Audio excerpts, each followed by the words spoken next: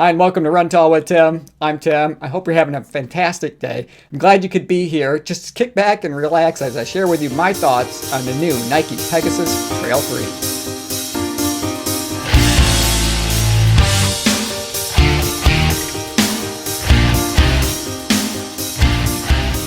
So Nike has made a few changes from the Trail 2 to the Trail 3, and we're going to talk about that and a whole lot more. But before I get into it, I always like to demonstrate what it looks like to run in the shoes that I'm about to review for you. So let's do that first. But then when we come back together, we're going to take a real close look at the Nike Pegasus Trail 3.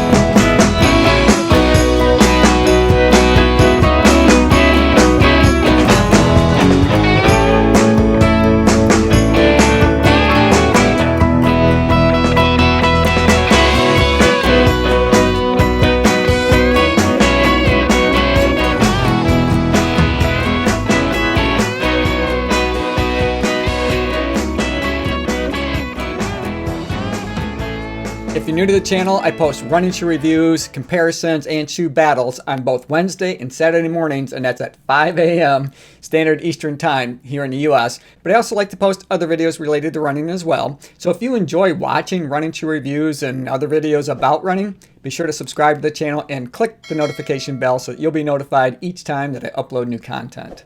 Now these are a road to trail shoe. I ordered mine true to size. They cost $130 US. They weigh 10.6 ounces for US men's size 9 on my scales, or 301 grams. Now, I don't intend this video to be a full comparison between the Pegasus Trail 2 and the Pegasus Trail 3, but I do want to point out some of the differences as we go along, so that if you're trying to decide whether or not you want to update to the next version of the shoe, or if you're new to the Pegasus series and you're trying to decide between the two, hopefully we'll be able to answer some of those questions for you as we move along. Now, at first glance, these appear to be pretty much the same or very similar to the Pegasus Trail 2, but that couldn't be farther from the truth. As I dig into it, you're going to see that they pretty much completely changed the upper. That also changes the fit and feel of these on your feet. So I think Nike did a good job in listening to what people had to say about the changes that they made to the upper on the Pegasus Trail 2 when they moved from the original version of this shoe, and it became much more of a trail looking shoe, a lot beefier. So now they've kind of gone back, they heard our voices and said, okay, we're going to redesign this new upper to look more like a traditional neutral road shoe would be, and I think they got mission accomplished here. It looks really good. So let's just zoom in and we'll take a look at the upper, and I'm going to start by right up there at the toe box. And as you can see that they used an engineered mesh material, and they have that mesh material throughout the upper on this shoe, and it does resemble a more of a neutral road shoe than it does a trail shoe. And as we move our way around, but first, before I do that, I would just want to mention up in the toe box, you can see that they've got some rubberized plastic material up there, and that's just to give it a little extra durability. When you're out on the trails, you know as well as I do that you're often running across a lot of debris and a lot of things that can cause abrasions to that upper. And here they've added some a little bit of structure as well as some durability by adding that plastic. And then they have that rubberized material from the outsole that actually wraps up around the toe box as well to give it a little bit more durability there too.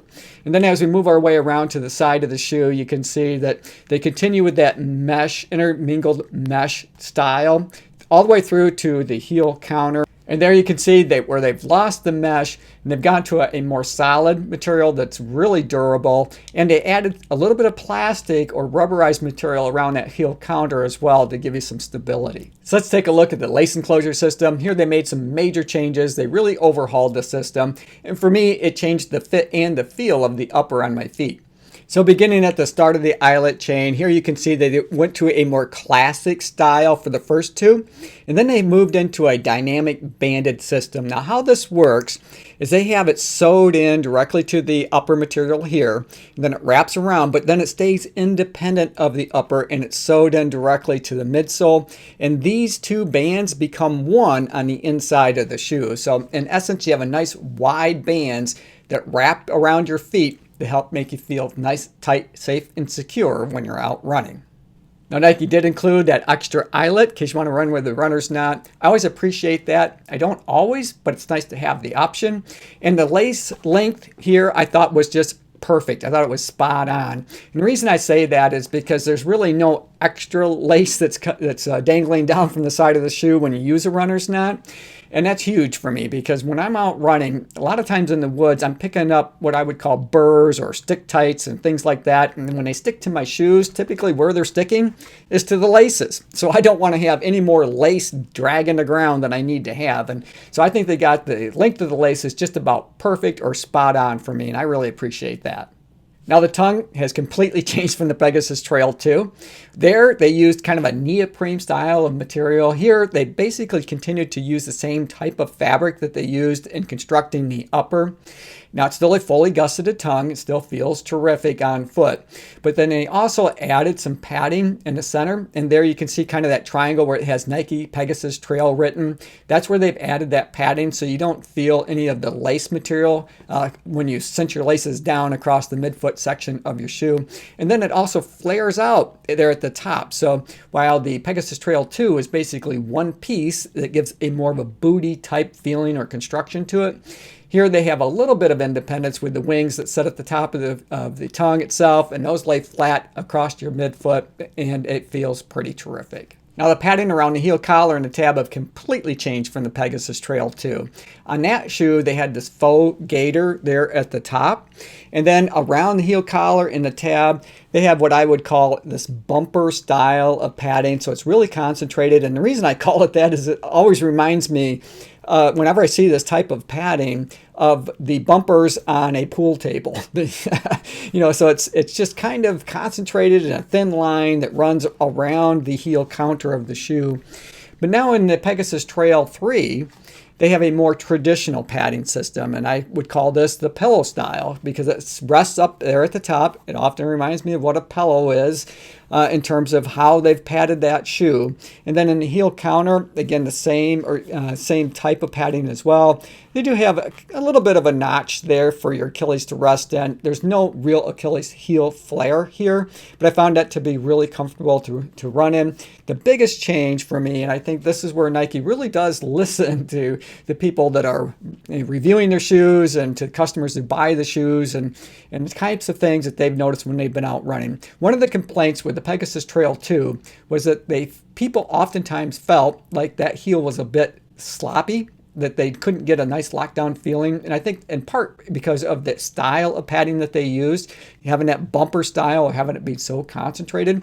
But here with a more traditional style of padding, they have a really nice solid heel pocket. So I think for those that might have experienced some heel slippage in the Peg Trail 2, you might really enjoy the redesigned Pegasus Trail 3 because I felt like I was really secure. I didn't have any heel slippage either up or down or side to side. So I think they did a good job here. Now the heel counter has seen some changes as well. Here they've added some plastic material there, and let's see if I can get this into view here. But where they have that Nike logo, that's some additional plastic material that they didn't have before. I think that that just adds a little bit more structure to that heel. So, if I put it up on my shoulder and I kind of give it that pinch test, there's a lot of structure there. So that helps simply to give you a little bit more of a defined heel pocket for your heel to set in. Again, I think addressing that heel slippage that people might have felt or experienced in the Pegasus Trail 2. So let's take a look at the heel tab now. They did include one. They had one in the Pegasus Trail 2, although I didn't feel like that was very functional. And I'll show you why here in just a second. But if you're going to include a heel tab, at least make it user-friendly, and they did just that. So you can see that they made some changes here. They scaled it back a little bit. I think it works perfectly well. There's nothing wrong with it, but if you're going to add that extra weight and include one, again, make it so that you can actually use the darn thing. Now, I like the looks of the one that was on the Pegasus Trail 2 because that looks really sharp, I think. This entire shoe, I think, looks terrific. But the functionality of the heel tab that they used here or included on this shoe was just not there. I could hardly get my finger in there to help me use it to get my shoe on, so I rarely did. So I'm glad that they made that change. It's a little thing, but by gosh, if you're going to include one, at least make it user-friendly. So I'm glad that they made that update to the Pegasus Trail 3. And Nike did include that removable insole or sock liner, and I always appreciate that. This is pretty well cushioned, so it does add a little bit of plushness to your run experience.